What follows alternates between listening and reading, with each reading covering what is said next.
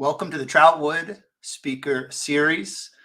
I've been told that I do not have a very good poker face, and if you're watching the video recording of this, my smile will give away my excitement at today's guest. Audrey Murrell, a professor of business administration, psychology, public and international affairs at the University of Pittsburgh, a woman that I've had the pleasure and the privilege of knowing for a number of years now. We'll have to recount what that is, but one of those rare people in life whom every time you leave a meeting or a conversation with, you feel both better about yourself and just inspired to go take on the world. Audrey, welcome to our Troutwood Speaker Series. Thank you, and thank you for that lovely introduction, and the feeling is very mutual. Thank you, Audrey. And I'm smiling as I say it because my mind is already jumping to where we're going to go with this conversation. Before we dive in, before we take a famous tangent, tell us a little bit about yourself. Where are you right now? I know we're still in the midst of COVID, or where are you and what's your background? So I am a professor at Pitt at the University of Pittsburgh. I'm a psychologist by training. So I did all my undergraduate and graduate work in social psychology. And I do a lot of work and a lot of research in the area of gender and diversity in organizations, and a lot about ethics and social responsibility in organizations and in business. And so those two topics keep me busy, particularly in today's environment. I have had a lot of administrative leadership roles, which give me a chance to look at the other side of things in terms of managing change and managing and developing people. And so that's been a great part of the career. And one of my favorite things to do is to collaborate. And Jean, you know this from the work that we did together when I was in charge of the undergraduate business program at Pitt. And so collaborating with people on campus and throughout the community and globally is one of the things that I most enjoy. So happy to have this conversation with you. It's a great background. And one of the things we're going to accomplish in our time together is we're going to share the wisdom that you have gained from those experiences, the common questions you get from students. But specific to the comments you just made, is there maybe I don't want to say a single lesson, most important lesson or takeaway, but in terms of the conversations that are having across the country right now, what would be any advice you could give to our audience? I think one of the most powerful lessons that I've learned throughout my work and throughout my personal journey is really, where we just ended in the conversation a second ago. It's the power of collaborations, the power of partnerships, the power of being able to connect with people across different sectors and different experiences, different backgrounds, different cultures. And some of the things that divide us are actually those very things that we need in order to make us stronger and to be more innovative. Some of the most innovative and amazing projects and research opportunities and other ventures that I've been able to do have come from crossing, different things, different boundaries, different sectors, collaborating with different people. And so that's one of the things that I've most enjoyed about the work that I do, is just being able to talk with and partner with all different types of people. Our differences make us stronger, typically. Absolutely. So when you and I were talking beforehand, you've been at the University of Pittsburgh for 33 years now? I came when I was 8. Yes, that is true. What have you seen over that 33 years? I imagine you've seen some progression from the university. I think a couple of things. I think the University of Pittsburgh has always been one where excellence in academic pursuit has always been top priority. That hasn't changed. I think our sensitivity to expanding the reach of the campus to the community and beyond has just strengthened and grown.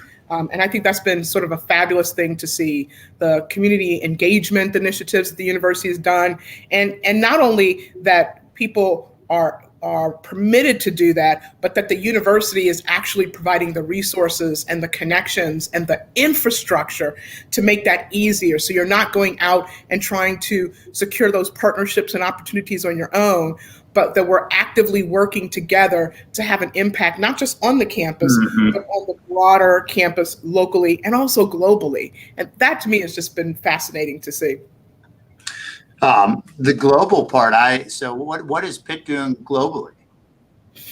Well, right now nobody's doing anything globally, but pre-pandemic and post-pandemic, there's a very robust global research and global study abroad portfolio that the university has had. It's been one of the strengths. We have an amazing university center for international studies where students can study both inside and outside the classroom. And so that global portfolio where we're looking at not just what we do here versus another place, but extending the campus and looking at the global place and the lessons learned and the knowledge and the collaboration that we can do, whether it's looking at environmental sustainability or whether or not it's looking at social justice, whether or not it's looking at health and well-being. The answer sometimes doesn't come from us. It comes from extending what we do beyond just the walls of the campus. I love how many times you've already said the word collaboration, and we're still in such the early part of the conversation. I want to understand the path that brought you to the University of Pittsburgh, but I understand there is a kind of a unique correlation right now between you and Vice President Kamala Harris and our president's wife, Joe Biden. Yeah, I was dressed from head to toe during inauguration day. So I'm a very proud graduate of Howard University. So I share the fellow Bison status with our amazing vice president, as well as members of the same sorority, which is Alpha Kappa Alpha. And then when I did graduate work, I went to the University of Delaware, the Fighting Blue Hens, which is President Biden's alma mater. And when I graduated with my doctorate, then Senator Joe Biden was the graduation commencement speaker. And so to me, I was watching the swearing in with my Bison pullover and my University of Delaware cap. And I had to put aviators on just because it completed the outfit. So. And the pearls. Let me not forget the pearls. Oh, fantastic. So what is the path then that led you from there ultimately to the, and I've never, in all the years we've known each other, I've embarrassingly never asked you that question. What is the path that brought you to Pittsburgh? It's interesting. When I left graduate school, I was applying for different faculty positions, and I was really interested in looking and being someplace that was in an urban environment. I grew up in Chicago. It actually in the very same neighborhood where Michelle Obama was born and raised. Audrey, this is getting weird now. I know, it really is. It's getting. I should be way more famous than I am, Gene. Something's wrong here. So. I'm expecting you in the White House 4 years from now. I know. And so the position at Pitt, and they had a very strong psychology department. And so I came up here and I not only fell in love with the campus, I fell in love with the city. And I literally had really become so embedded within the campus and the city that in the blink of an eye, 3 decades have passed since I first came here. And so that path that brought me to Pitt really was the strength of the research, but I really wanted to be in a place where I was in an urban campus environment so that I could move between campus and community in a way to be able to not only do my work, but also have a life, which, is important. Absolutely. The life-work balance. Absolutely. Absolutely. Over that 3 decades, what was it always in the School of Business Administration? Was there a path over those 33 years? It's a great question. I started off in psychology, and then a couple of years in, I got the opportunity to move primarily to the School of Business, but I kept a secondary appointment in psychology. And then I started doing work. We had a joint program with the Graduate School of Public and International Affairs. And so I was doing a lot of work with them and picked up a secondary. But my primary appointment has always been within the School of Business. And so I look at it that I'm a social psychologist that studies the interaction of people and groups and organizations in different contexts, in community contexts, in organizational contexts, in public sector contexts. And so that is how those 3 things work together for me. So I have the privilege of knowing students who know you, and they speak extremely highly of you. What does a day look like in that arena? You wake up, you get to the university, a typical day. There is no such thing that there's really no such thing as a typical day. And I actually like it that way. There are some days where I'm teaching class. There are other days where I'm intensely working on research projects, be it analyzing data or collecting data. I'm working on a fascinating project right now with an undergraduate business student who she and I have been working on this notion of the glass cliff and how it affects and impacts women as leaders. And then there's some days where I'm out in the community working on particular projects, or I've been affiliated with a number of nonprofit organizations throughout my career. And so I might be working on projects with them. And so I really like the variability of what I do. And so no 2 day is the same. And so I like that. And I think it also gives me the opportunity to, again, work across all of these different boundaries, work across all of these different segments. And the thing that is so great about that is that you never know where the next great idea or the next great project is going to come from. Sometimes it comes from meetings with students. Sometimes it will come from working with a community partner. I'll take it back to campus and say, hey, we need to do a project here. Sometimes it'll come up in class as we're discussing a case or talking about content. Someone will say, why hasn't anybody ever looked at that? It's like, you know what, we should do that. And so the best example I have is that I've been for a while studying issues of social responsibility when it comes to food access and looking at food deserts as a social responsibility issue. And that really came from me being part of a case competition, which we sometimes do a lot in business schools. And we were looking at issues that were facing the Hill District, the historic Hill District in Pittsburgh, which has been designated a food desert. And I was there with students, Pitt and students from other universities, and we were looking at this issue. And one of the people that I was interacting with said, you know, everybody uses this term food deserts, like we all understand what that means, and food security, like we all know what that means, but there's so many different definitions. And from that one conversation, we launched a series of student projects and research projects. We developed an innovative tool for measuring food deserts, which is called the Food Abundance Index. We created a social documentary film that won a film competition that the undergraduate students did about food waste. And I'm now part of a new nonprofit organization where I chair the board called Food 21 that's involved in looking at solutions for issues related to food insecurity, food waste, and issues of disparity. And so all of that came because of that amazing conversation that happened between campus and community. And now, over 15 years later, we're really starting to see some momentum based on research and practice and a little bit of innovation too. Collaboration again. It is a theme with me. Audrey, how would you define, for anyone who maybe just heard that term for the first time, how would you define a food desert? You know, this notion of a food desert has to do with the level of what we call food insecurity. And it is it's the availability or the lack of availability to fresh, healthy, affordable, culturally relevant food in a particular community. And so the thing that we have been able to really pay attention to is the multi-dimensions. It's not just, is there a grocery store nearby? Because there can be a grocery store nearby, but if I don't have transportation, what might be close for me may not be close for you, right? Or there might be a grocery store, but if I don't have the financial means, then I can't afford what's there. And if it's not high quality food, right? And so it is multifaceted. And then looking at issues related to, which is one of the things we definitely saw because of the COVID pandemic, is how fragile our food supply chain is. That look at the disruption that happened, that I might have been able to have fresh food before COVID, but because the supply chain was disrupted, I couldn't access it.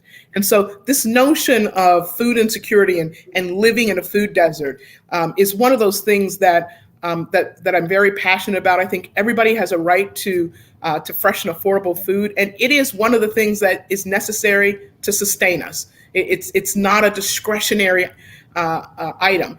And it was amazing during the pandemic for the first time to hear people call grocery store employees essential workers. That was just amazing. And I hope that we remember that as we progress out of the pandemic. And so we're going to still be doing a lot of projects on this issue of food insecurity and food deserts toward finding solutions. It's important. a lot of folks may be unaware that someone could live just a short walk from a grocery store, but be unable to access it. Absolutely. Can you just wind me up for 2 seconds and I talk about food insecurity? I have a half a dozen. I have a lot of questions in my head. I'm just going to throw one. Vertical farming is a subject I find really interesting, by the conversion of old warehouses in urban areas. Did that come up at all with your work in the Hill District or here in Pittsburgh, or are we not there yet? I have to tell you, I've spent a lot of time. That's one of the great things about Food 21 of that organization. We have people from business, we have entrepreneurs, we have farmers. And so we are always having a conversation across different sectors.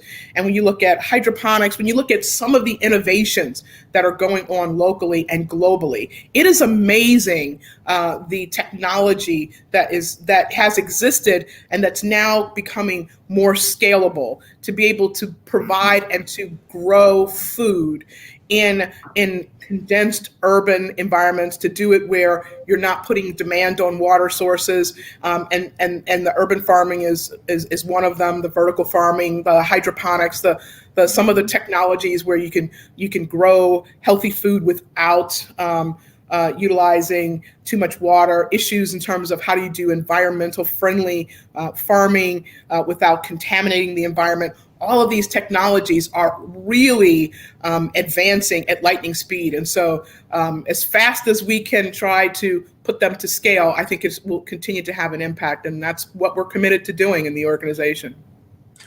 What, in your opinion, so if I'm a father or a mother, if I'm trying to raise a family in a food desert, I like you and I both are in that business arena, and business talks about things like productivity. And in my mind, that burden of the stress that would be in that environment would completely eliminate productivity. I don't know if you'd have an opinion on that. It absolutely does. I consider access to food a human right, and not it's not a privilege, it's a right. You can't concentrate, you can't thrive. I don't care what your station is at life. And so there's no excuse, particularly in our country, not to be able to provide greater access, greater variability, greater quality, and greater diversity. And it does matter. It matters greatly. One of the things we've seen in not only in large urban cities as a result of the pandemic, but in rural communities, is that one of the key things that students got access to in going to school was not only the knowledge from learning, but it was also the healthy food. And so you've seen just extraordinary efforts that are being done in Pittsburgh, in New York, in Chicago, major cities, to make sure that through remote learning, those students are still getting access to those meals that are being done. And so it is important to be able to be the foundation upon which we build a healthy and a resilient life, to make sure that we have access to food. Can you look into your crystal ball? And is this a problem that we can solve in the near future, do you think? Are you seeing enough progress with any of that involvement that you're hopeful as you look out 5 or 10 years? I think the thing that really did accelerate it, we were looking at this for a while. There are other countries, the Netherlands is one, where they're doing just some amazing innovations. And I think that one of the benefits, if you can talk about a benefit of the pandemic, one of the benefits that it's had is that it's really speeded up the process and the timeline for innovation. If you think about the vaccine and how quickly that went from development to testing to approval to now distribution, versus what that took in previous pandemics. It's amazing. I think the speed of innovation to be able to understand what we can do to be able to reduce environmental impact, and what you're seeing in terms of climate is starting to increase exponentially. And I think that we're going to see the same thing in the food space, that we have realized because of COVID, the vulnerability of our local, national, and global supply chains. And so we have to do something to make sure that those gaps and the fragility of that system. And so I think we're going to see the same speed of innovation in this space. And hopefully I'll be part of some of that. So I and the food friends that I hang out with. Shout out to any supply chain students listening, and put those thinking caps on. Absolutely. It's an unfortunate, almost an unfortunate reality that the crisis creates out of necessity. You know, we have to get hit upside the head sometimes to say we better speed up progress here. Absolutely. But I think one of the things that we've talked about before is one of the key things that we try to teach students at Pitt, and we have an amazing program called the Certificate in Leadership and Ethics within the business school, and we do a lot of projects with them. So we go from the classroom to hands-on experience back to the classroom. We're always learning, doing, and one of the things that we focus on is agility. And the ability to be able to step into a situation and not only perform, but when things happen that are unexpected, that are outside of your control, how do you keep, if the goal is clear, how do you keep striving toward that goal and learn how to, as I always say to the students, pivot? How is it that you're able to pivot given all kinds of circumstances? And it's been one of the things that higher ed has had to learn as an industry. So as a very stable industry, we've had to pivot in terms of how we do a whole host of things because of the pandemic. And so how do you, when we're coming out of that pandemic, how do you take the lessons learned that have worked, that have been innovative and that have had impact and retain them moving forward? And so that's all part of agile learning and agile leadership as well. And so that's one of the things that I spend a lot of time talking about with students. Do you have any opinions on how to do that? You know, I think the way you do that is this learning doing cycle. We call it experience-based learning, but that learning doing cycle becomes really important because the learning informs the doing, and the doing then drives the learning. And so you can't you can't just sit in a classroom, and necessarily, particularly about some of these complex problems, you need to get your hands in it. But if you're not basing it on the research and on the knowledge, then you're just throwing things at the wall without really knowledge and understanding. And so those two things really do work together to be able to have an informed, a evidence-based, a research-based impact. And that's what we talk about. How do you know that this works? Well, we do know something about supply chains. We do know something about leakage in the supply chain. We do know something about that from decades of scholarship. So how do we take that scholarship and apply it and then learn from it to be able to advance the scholarship? So that's what we do every single day, which is both fun and scary, let me tell you. I'm taking notes as we're talking. I'm going to take us on a tangent, but I want to take 2 steps back because you had said a term a few minutes ago that I want to make sure everyone understands, but your work on the glass cliff.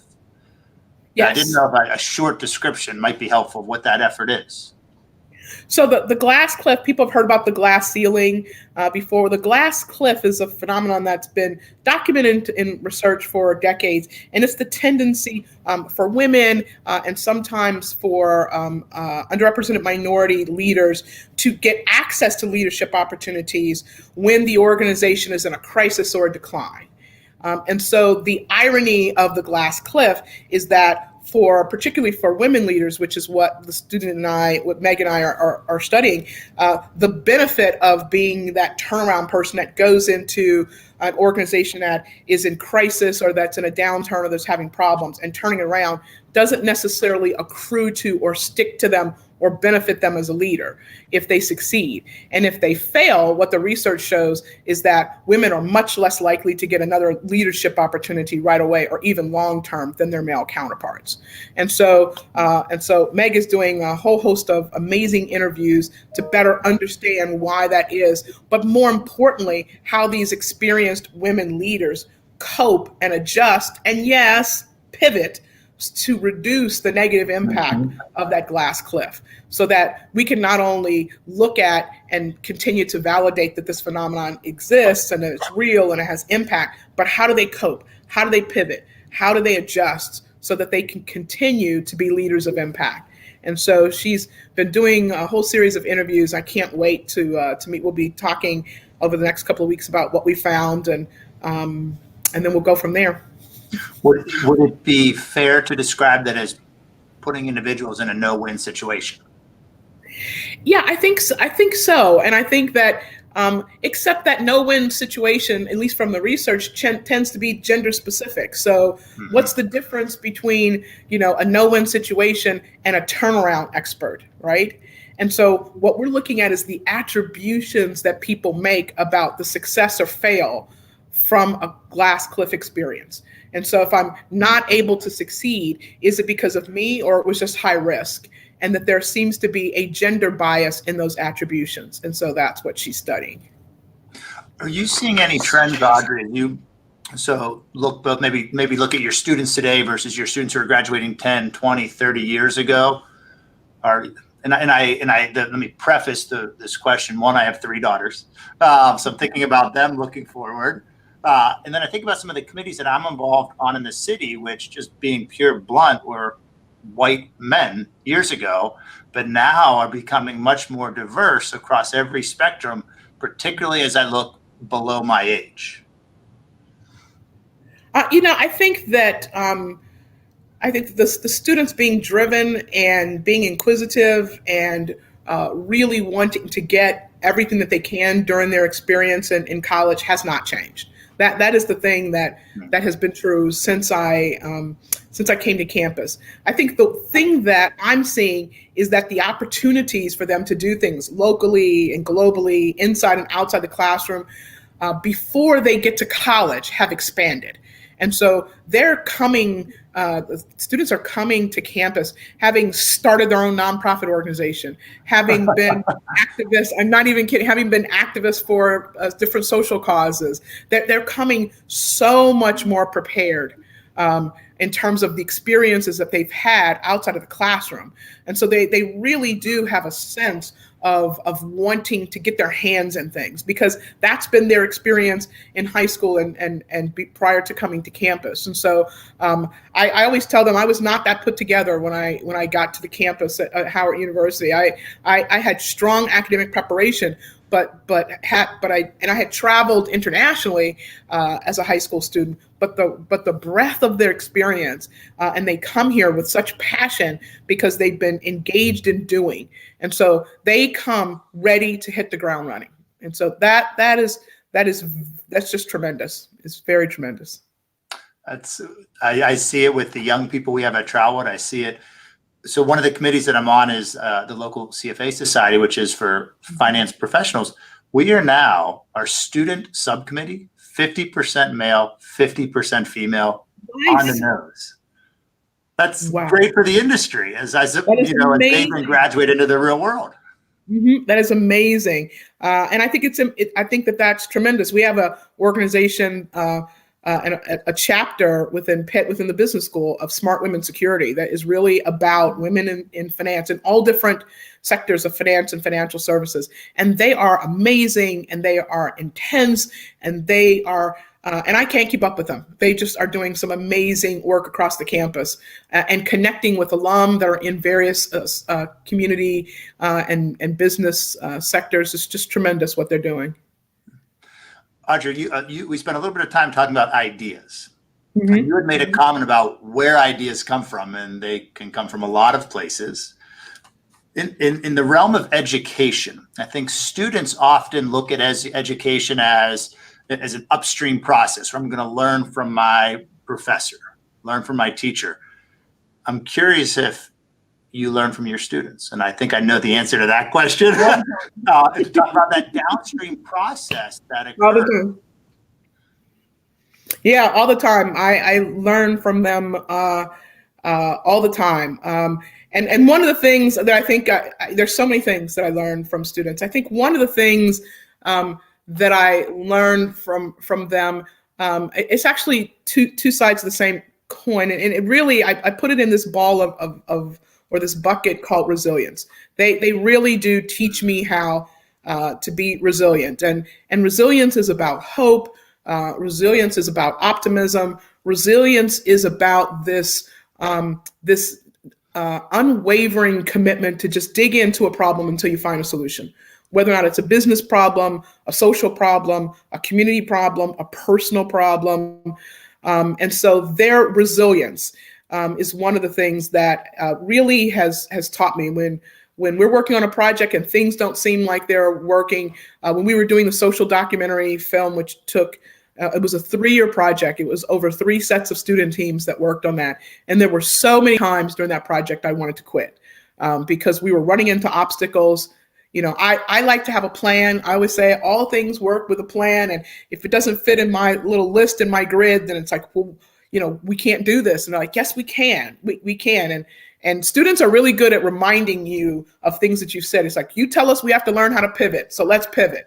And we ran into all different kinds of obstacles doing that. But we were able to finish it. And that social documentary won a film competition in an environmental film competition. And it was just amazing that every time I wanted to quit, one of the teams of students that says, no, we're going to figure this out. And they would come with all kinds of ideas, some of them crazy, and some of those crazy ideas worked. And so that resilience, that persistence, and that focus that is mixed with hope and optimism is what I learned from my students. I love how you answered that. You took resilience from your students, but the reason that students remind you of what you said is because of the influence you had on them. That was a very nice bridge to the conversation. I'm not sure I necessarily knew that going into it, but yeah, okay, I'll accept that. No, it was extremely authentic, and I felt it the whole way. And that's collaboration. That's how progress is made. It was beautiful. We talk a lot about what we do is co-creation, that we don't deposit anything, we co-create it. And so that is always the mantra with us. So what are the key lessons that you, or if you're learning the resilience from your students, what are the lessons you're hoping to leave with them? I think that's one of them. I think that that the change comes from, again, bringing those people together with different ideas and different perspectives who are passionate about that thing, whether or not it's financial literacy, or whether or not it's food security, or whether or not it's climate, or whether or not it's social justice, whatever that thing is that ties you together across those different sectors, that collaboration, that co-creation is what will not only sustain you, but it is what will help to create ideas and pathways and solutions and processes and products and all kinds of things that we haven't seen. But you've got to have that common focus. And that is what sustains you through all those twists and turns. This is the goal. And if we can agree on what's important, then we can find different pathways to get there. Mm-hmm. I'm gonna steal a quote from one of my colleagues at Troutwood. A force multiplier occurs when people learn the lesson that you just shared, because Absolutely. We are so much more powerful with collaboration. That is absolutely true. I'm going to steal that from you and not give any of you credit. I just want to tell you. Thumbs up. Audrey, what are some of the most popular, common questions, maybe even concerns that you receive from students when a student knocks on your door? When you show up at the office and there's a student sitting beside your door, what do they want to talk about? So I have to answer that before the pandemic and after. So pre-COVID, and pre-COVID, it was really about usually about one of two things. There's a lot of things I want to do, and how do I get it all in? Right? How do I get the most out of this opportunity? So I've got this great opportunity, and I want to do these things. How do I organize and prioritize and get access to the resources to do all the things that I want to do? And then I think the second thing is always a concern about the pathway. Am I on the right pathway? So this is what I think I want, but I'm not exactly sure. And I think some of that comes from, you have different ideas about what you wanted to do when you're in high school. When you come to the campus, you see so many different options. And it's like all of a sudden you have a bigger buffet of opportunities. How do I pick from all this? And how do I know the right one? And so part of what I tell them is that you're trying to figure out how to do all these things. It's like, that saying, how do you eat an elephant one bite at a time, right? Mm-hmm. Then just take a bite and then take another bite and then take an opportunity and then take another opportunity. Don't try to figure out everything all at once. Take it phase by phase, step by step, semester by semester. And then if you want to know if you're on the right path, take a step. Because what I found is that if you take a step and another step, doors will open. And that's how I've always figured out if I'm on the right path. Because when I take steps and doors open, then that's the right path. When I take steps and doors don't open, it's one of those things. I might not be on the right path at the right time, right? And so those are some of the conversations that I have. Since COVID, it really is about, just managing through the uncertainty of the times that we're in, and how do you adjust and just manage through this experience. And one of the things that is a strange benefit is that we're all going through this together. And so we were just talking about this in class yesterday, is that we're all going through this together. And so in a very strange way, we're building and learning how to build different relationships using technology. And I think we're much more deliberate about maintaining relationships, because you can't take it for granted, right? You can't gather, you can't just run into people as you're walking across campus. You have to be much more deliberate and much more focused. And what I've seen is that people value the time that they interact with each other in different ways as a result of this. And so that's one of the things that we were talking about as an important lesson taking from this, is the value of the connections and the relationships that you build, and making sure that we are deliberate and purposeful about them moving forward. Uncertainty doesn't help when the question is, am I on the right path? And then you throw uncertainty into the equation. That complicates the conversation. It does, but it also tests you to find out, is this really what I want? Because if it's not what I want, and there's a little shaking or a little disruption, and I say, I'll do something else, maybe I didn't want that as much as I thought I did. But if this is really what I want to do, then I'm going to really press through the uncertainty to try to get there. It also means that what we do for students and offering help and support or resources was important before, but it is absolutely essential in this environment. Audrey, what would you, so that I'm imagining myself being a student asking you that question, and imagining if I don't get the answer that I was maybe hoping for, it could add stress. And society puts a lot of pressure on us right now as individuals to at least give off the perception we know where we're going next, when the reality is, at least I don't. I mean, we never know what's around the next corner. If we were to downstream that question to a high school senior with that incredible pressure of the college admissions process, taking exams, would there be advice that you could share? Yeah, I think perspective matters here. And too often, what I hear I spent a lot of time, particularly on the road with Pitt in my previous roles, recruiting prospective students. And so I try to get them to not use certain vocabulary like the perfect choice, right? And it's the next choice, and the next choice, and the next choice. And so if you look at something, if your perspective is, I've got to make the perfect choice. Oh.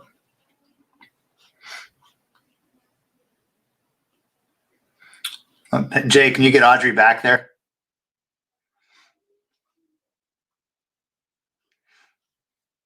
Oh. Can you hear me still, Audrey? I can hear Jay or Jeff. Do you back? There you go. I'll bring it back in, Audrey. Audrey, you were just talking about the perfect choice and the pressure that a young person feels to make the perfect choice. And I tell them there's no such thing. There's no such thing as the perfect choice. It's based on a set of conditions that are dynamic, that could change. Your preferences, your life situation, your interests could change. And so to stop looking at the perfect choice, be it an internship or a college or that first-time job, and think about the next step, which will open up doors for the next step, and getting them to recognize opportunities, to stop looking at choices and look at opportunities. And the more opportunities you have, then you can figure out what is the next step that I'd like to try. And sort of look at it as a buffet. There's no perfect meal, but I'm going to try a bunch of things, and then I'll go back for the things that I really enjoyed and really benefited. And that's my career. It's always been, what's the next step? There's no perfect choice, but there is a choice that gives you to that next phase, given whatever's going on at the time. I love the words you've been using throughout our conversation: opportunity, resilience, co-create, collaboration. These are all descriptions. These are actions that young people can take today. Absolutely. Absolutely. And they are affirmative actions, right? They're not actions about retreating, or actions from a perspective of cautious or fear. They are optimistic, affirmative actions about moving forward. And I always tell them nothing moves as fast as I want it to. But each step you learn and you take what is in that particular period or phase, and you need that in order to handle what's next. And if you move through those without getting the lessons, then you are not equipping yourself for that next step and for that next challenge and for that next opportunity. I'll add on to the young people listening. You are capable of far more than they might think they're capable of at the moment. You are capable of far more than you think you are capable of. Right. But it's just, it's like a recipe. You can't rush the recipe. You've got to put in the right ingredients, and it's got to have time to bake. And then you come up with something amazing. And so enjoy the journey. We're so sometimes in a rush. I love that. You gotta enjoy the ride. I love that. Audrey, what's and a small tangent, what do you get money questions from college students? Are they nervous about student loans? Are they nervous about what happens after college, or they don't come to you if they are? They do. You often see this with students, particularly after that second year in. Everybody is concerned, and they're concerned about debt. They come in paying attention to what tuition and room and meals, but then I want to do a study abroad. I want to travel. I want to do these other things. How do I fit all that in, and how do I fit it in financially? I was very fortunate in that I had a scholarship when I went to undergraduate, and then I became an RA in the sophomore year, and so that took care of housing, because I knew I was going to have to go in psychology. I was going to have to go to graduate school, and so I was trying as much as I could to not have debt at the undergraduate level, because I knew I was going to have debt at the graduate level. And so I left from 4 years of undergraduate with no debt, and picked up 4 years worth of debt in graduate school that it took me a while after I became a faculty member to pay out. And so and it was very stressful the first year as a full-time faculty member at Pitt, because those loans kicked in, on top of everything else that I had to manage. And so, you do hear that. How do I manage all of this and still have the richness of opportunity? And so we've done a lot of projects on financial literacy with students. We have a couple of our alum that work in this area, and they've provided internships for students to be able to better understand that. We've done projects with high school students in financial literacy, and it's important because the more we understand and can manage, me included, then what we do is that we don't limit our opportunities because we don't have the financial resources. And so how can we do that in a way where we're living our best life now, but we're not sacrificing best life later? Mm-hmm. If you had to rank the level of stress this is on a college student, is it a low stress, high stress, or middle stress? It's a challenging question. I think it depends a lot on two factors. It depends on, for obvious reasons, on family resources. Mm-hmm. And so, if you have family resources as a fallback, then it's less stress. And it depends on where you are headed in terms of your career. And so during my time in the Honors College, I spent a lot of time interacting with pre-med students. And you've interacted with them as well. And they, as passionate as they are about their professional aspirations, is as concerned as they are about the debt that they know that they're going to acquire. So I think any profession where you already know that you are going to have to not only take on some debt at the undergraduate level, but that I knew going in order to be a psychologist, I was going to have to do graduate school. The bachelor's wasn't going to be enough.